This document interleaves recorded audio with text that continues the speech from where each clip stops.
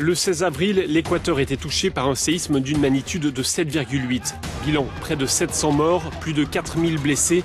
Aujourd'hui, 30 000 personnes vivent dans des abris de fortune. Au total, 2 millions de personnes ont été touchées.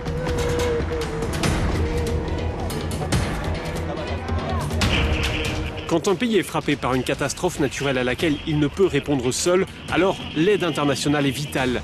Quand l'Équateur a été touché par le séisme, le mécanisme européen de protection civile a été activé.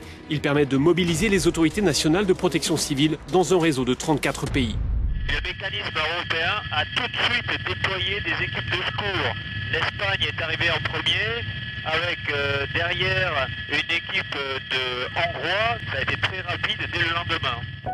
Une équipe de 50 secouristes espagnols s'est déployée moins de 72 heures après le tremblement de terre. À ce stade, on considère que 80% des personnes ensevelies peuvent encore être sorties vivantes des décombres. Quand nous sommes arrivés à Porto Viejo, 10 jours après le séisme, la phase d'urgence était terminée. On était dans la phase d'évaluation technique.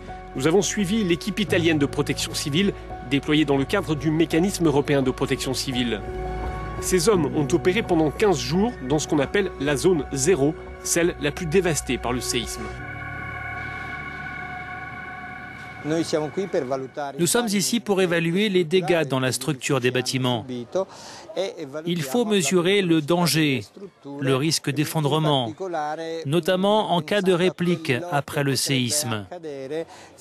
On vérifie en gros 70 bâtiments par jour. Environ 500 bâtiments ont été inspectés à Porto Viejo. La plupart ont été classés jaunes ou rouges, ce qui veut dire soit sérieusement endommagés, soit condamnés à la destruction. Ce bâtiment a déjà été classé rouge. Pourquoi est-ce que vous refaites une inspection? On doit confirmer la première évaluation qui a été faite et arrêter une décision, savoir s'il faut ou non démolir ce bâtiment. Verdict, cette maison doit être démolie comme plusieurs autres dans le quartier. Le plus dur, c'est de le dire à la famille, propriétaire des lieux.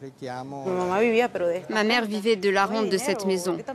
Nous, aujourd'hui, on n'a plus d'argent pour reconstruire tout ça. Comment est-ce qu'on va faire? La situation est tout aussi dramatique dans la ville de Manta. Ses habitants ont été autorisés à retourner chez eux, mais juste pour récupérer leurs affaires avant que les maisons ne soient démolies. Je ne sais pas ce qu'on va devenir. Ce quartier était super.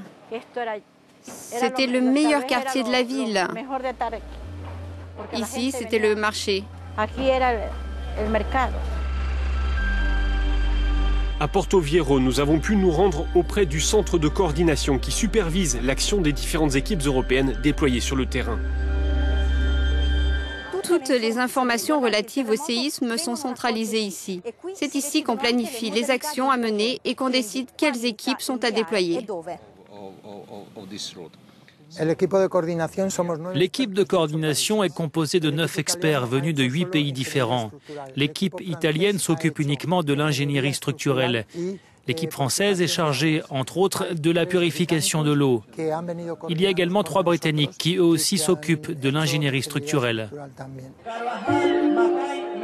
L'Union européenne a débloqué 1 million d'euros d'aide humanitaire, une aide qui se traduit par exemple par des distributions d'eau et de nourriture. Près de 347 000 colis ont ainsi pu être distribués dans les 2 premières semaines après le séisme. L'armée a été mise à contribution pour distribuer ces colis dans les zones rurales. L'opération est coordonnée par le Programme alimentaire mondial. Ma maison est très endommagée. Je n'ai plus d'endroit où aller. On nous donne des colis alimentaires tous les 2 ou 3 jours. Un des gros problèmes après de telles catastrophes, ce sont les pénuries d'eau potable. Pour y faire face, 30 experts français sont arrivés dans la ville de Chone quelques jours après le séisme. Ils ont mis en place un système qui, en 3 semaines, a permis d'approvisionner en eau quelques 10 000 personnes. Nous sommes en mesure de produire 70 mètres cubes et nous distribuons une moyenne de 60 à 65 mètres cubes au profit de la population, soit directement en rampe comme derrière moi, ou on se rapproche avec des véhicules ou avec des camions-citernes au plus près de la population. Cette aide internationale a permis à l'Équateur d'adapter ses procédures d'urgence et d'assistance. Pour le pays, c'est une nouvelle étape qui va commencer, la reconstruction.